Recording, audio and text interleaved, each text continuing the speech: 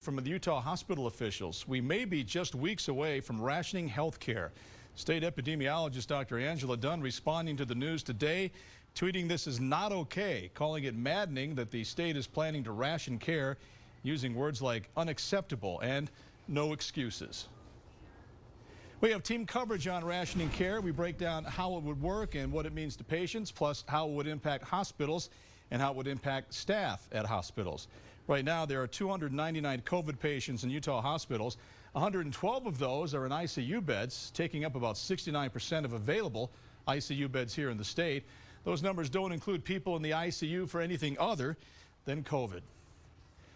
Kicking off our team coverage, Michael Locklear joining us live in Murray to explain how this could be avoided and what happens if people don't step up. This is making the most of a bad situation, but the reality is that soon people in the hospital may be scored, and the lowest scores, the sickest people, may not get an ICU bed or a ventilator. And then they do a specific measurement that actually looks at the different organ capacity of the human body, and each person would end up getting a certain score on that. And people with a higher score will be prioritized over people with lower scores. This triage system is called crisis standards of care.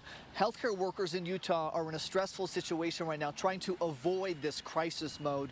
They're doing that by picking up extra shifts, for example.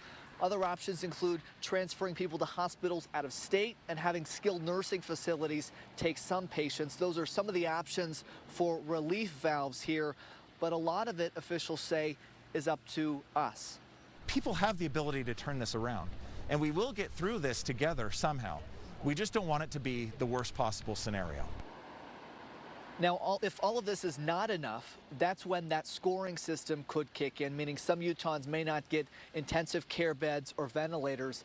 The state has a plan that's public that lays out the scoring criteria. We have that for you on KUTV.com.